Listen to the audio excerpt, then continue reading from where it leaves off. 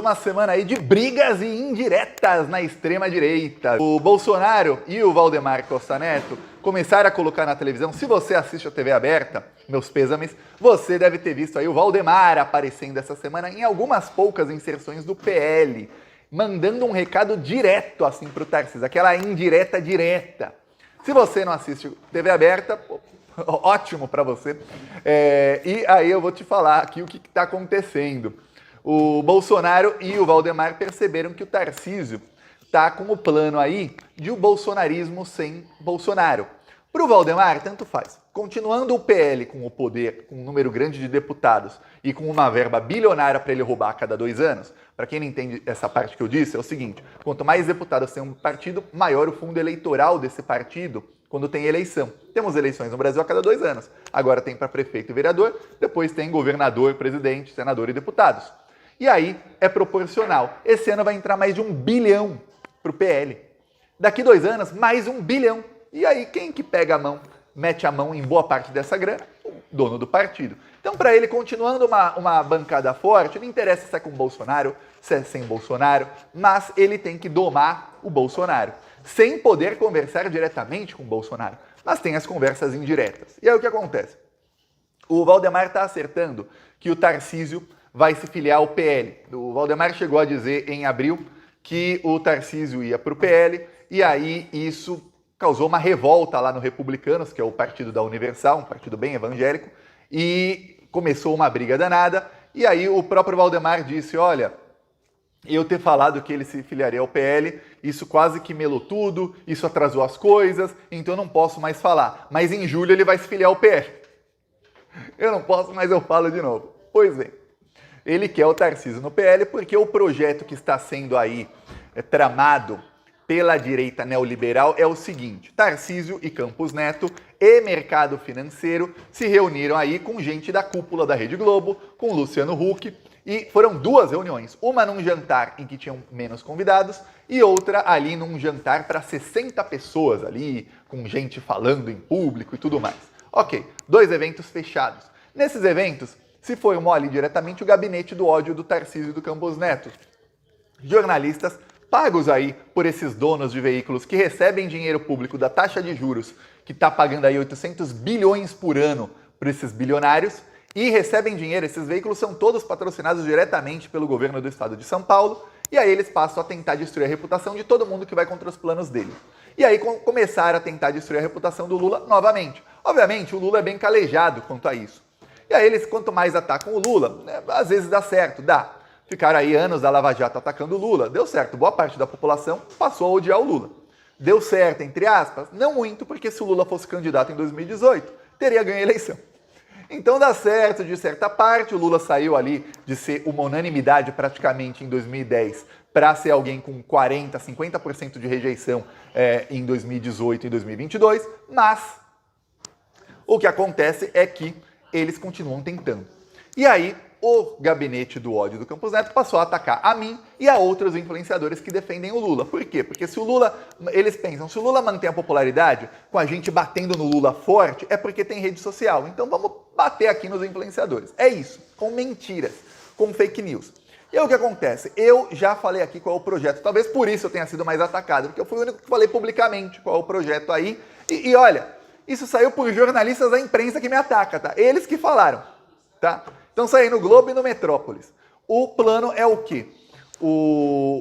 Essa direita neoliberal apoia o Tarcísio ganha do Lula em 2026, o Tarcísio em 2027 assume e coloca o Campos Neto como ministro da Economia e escolhe um presidente do Banco Central que vai colocar uma mamata que não vai ser de 800 bilhões por ano, vai ser para lá de 1 trilhão. E aí vai virar um paraíso para esses bilionários, população brasileira cada vez mais pobre, é o que eles vão fazer, porque quanto mais pobre for a população, maior a chance de você aceitar trabalhar por um salário miserável e num trabalho de semi-escravo. E aí você vira mão de obra barata para esses bilionários lucrarem mais, já que eles ganham grana exportando. Eles precisam que a economia da Europa, da China, dos Estados Unidos esteja bem, não a do Brasil. A do Brasil tem que estar muito ruim, porque quanto mais pobre forem as pessoas, melhor para eles. É isso, tá?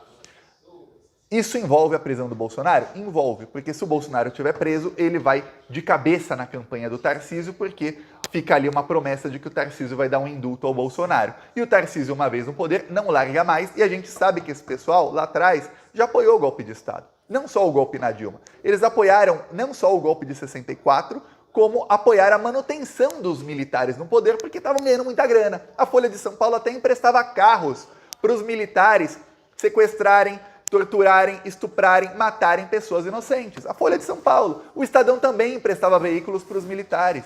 Então ele estava assim, ó. A Rede Globo foi fundada com grana dos militares, a Rede Globo de TV. Era só jornal. Virou TV durante o governo militar, durante a ditadura. Pois bem, o que acontece? Eles já estão nisso, faltou avisar o Bolsonaro, né?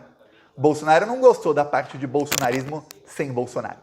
Também não gostou da parte de um bolsonarismo com o Tarcísio presidente sem precisar do Bolsonaro, muito menos gostou da parte de Bolsonaro preso, de que não tem uma anistia ao Bolsonaro nesse plano. Por quê? O fato de Bolsonaro preso não é que, nossa, Tarcísio, Campos Neto e dono da Rede Globo se reuniram e falaram, vamos prender o Bolsonaro. Não.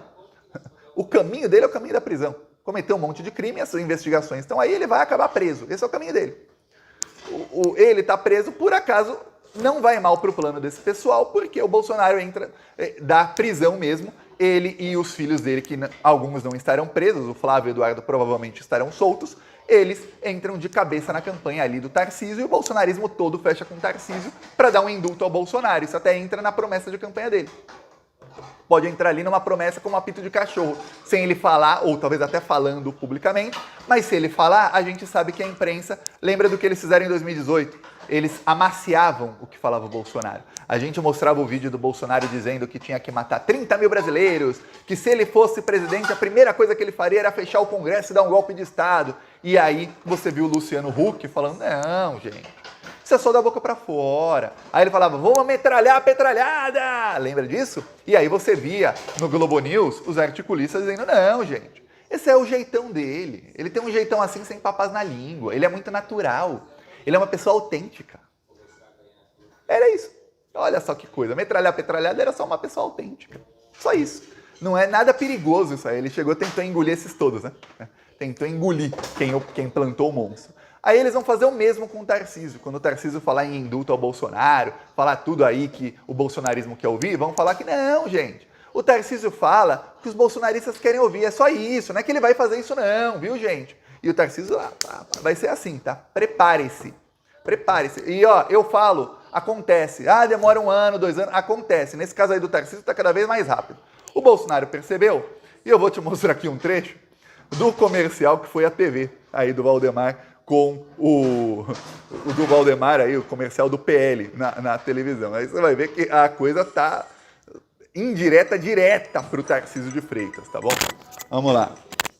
Com vocês, Valdemar. Nós queremos o Bolsonaro candidato a presidente do Brasil pelo PL.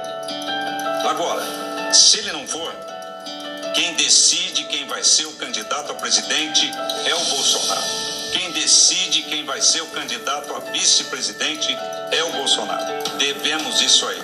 É ele que tem os votos. O Bolsonaro e o povo brasileiro fizeram do PL o maior partido do Brasil. Ou seja, o que está falando aí o Valdemar Costa Neto é o seguinte, o Tarcísio e outros, na verdade é para o Tarcísio mesmo, tá? O Malafaia já citou o Tarcísio nominalmente, atacando aí o Tarcísio por essas articulações que ele está fazendo. E aí o que o Valdemar diz é o seguinte, Tarcísio, quem vai escolher é o Bolsonaro, não adianta você fazer aí articulaçãozinha com o Globo, com Luciano Huck, com banqueiros do Itaú, do Bradesco, da Nubank. O Nubank agora está 100% fechada com o Brasil Paralelo. A dona do Nubank está aí divulgando eventos do Brasil Paralelo. Tá tendo uma campanha aí das pessoas fecharem sua conta no Nubank, porque é um banco aí que patrocina o Brasil Paralelo, que é hoje um dos maiores vetores aí de fake news do país, de desinformação do país. E aí, o que acontece? Esses todos aí, junto com Tarcísio e Campos Neto. E aí eles patrocinam a imprensa pagando milhões de reais, a imprensa passa a atacar o Lula e quem defende o Lula. É isso, tá formado aí o deles. Esqueceram de combinar com o Bolsonaro. Enquanto isso, o que tá fazendo o Bolsonaro é o seguinte, o bolsonarismo tá plantando um novo candidato para 2026, que se chama Pablo Marçal. E é um candidato que vem aí com um poder muito grande, que nenhum outro bolsonarista que eles já plantaram jamais teve. Nem o Nicolas, nem o Gustavo Geyer, nem nenhum outro bolsonarista, nem Carla Zambelli, quando ela tinha o maior alcance dela lá, nem os filhos do Bolsonaro, que é o quê? O Pablo Marçal tem uma equipe de marketing muito competente.